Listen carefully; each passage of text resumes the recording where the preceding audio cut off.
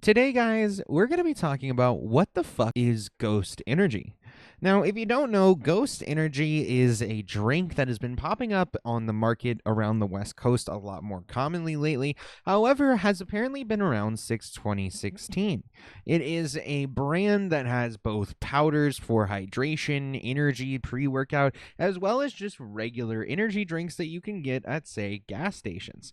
The energy content or the milligrams of caffeine ranges at about 200 milligrams, and there are several other things like carnitine and whatnot that are wrapped up into the drink. Generally speaking, one of the things that first caught my eye with it is the branding of it. If you'll see here, the branding of it has a very kind of Snapchat reminiscent yellow with a ghost that is similar to Snapchat's ghost, but close enough in order to make it its own trademark.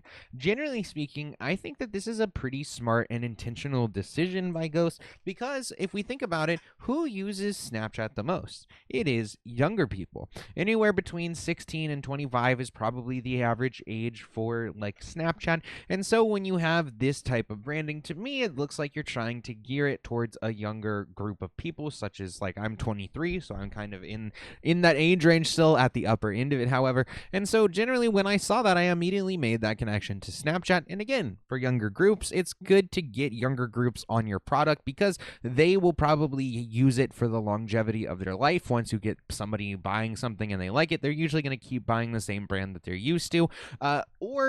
Also it makes it cooler for younger people to be able to get on board with the brand. And then at the end of the day, the goal is probably to corner every age group of the market. However, I want to say the most interesting part of Ghost is the fact that they regularly pair with various different brands. This one is a red Sour Patch Kid, and they have blue Sour Patch Kids, they have Swedish Fish, they have all sorts of things. And then when it comes to, say, some of their dairy pre-workout items, they have Chips Ahoy, Oreo, and they've worked with all sorts of different brands starting way back at the end of 2016. And honestly, it's pretty impressive. A lot of these brands usually wouldn't touch things like pre-workouts back in the day because they don't want to associate with a more kind of drug or chemical style drink, etc. However, they were apparently able to, the leaders of Ghost were apparently able to go in and talk these companies into leasing out their license so that way they could use it and make flavors based on it. And my guess is that these companies probably saw this as a currently growing market, and as well as apparently the Ghost team tried to pose it as they were going in a new direction from what the 2016 standard for pre-workout was, and trying to make it more tolerable by larger swaths of people. Because one of the big things that pre-workout used to really suffer from back in the day was you'd have to really kind of work to get a flavor that was really good. And generally speaking, nowadays when I go into places like GNC or a Vitamin Shop, etc., you get some pretty fucking delicious flavors immediately from all sorts of different brands ranging from large to small. Now, I want to say that one of the biggest issues that I can see upcoming with Ghost is a lot of people are bringing up Ghost when they are referencing the current Logan Paul case and how Logan Paul is being accused of marketing energy drinks to kids with the similar 200 milligrams of caffeine.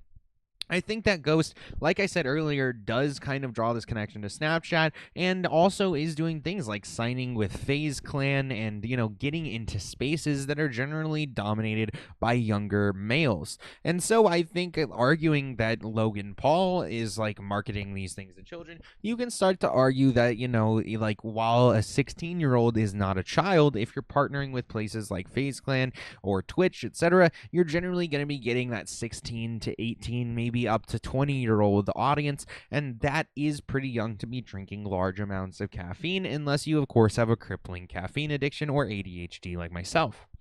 But that's kind of all I wanted to talk about. I just want to talk about what this brand was. I've seen people mentioning it. I've been drinking it myself for a while. I mean, I'm not going cap. I got 2 cans. I got 2 empty cans just chilling, okay? It's delicious. I fucking love this shit. And I hope that they don't take Ghost away because I love it. But I figured I would just talk about a brand that I'm enjoying and see what you guys think. So what do you guys think? Do you think that they're trying to make a like connection to Snapchat, or do you think that's kind of just a byproduct of my own biases with my usage of Snapchat? Let me know down in the comments below. Besides that, you can follow us on Twitter and Instagram. That'll pop during the outro, and the rest of our links are down in the description as well. We have gaming sessions for gaming content, movie and smoking sessions for movie content, CrazyRocky for variety content, and the Try Podcast for our podcast channel. All right, guys, I'll see you all in the next one.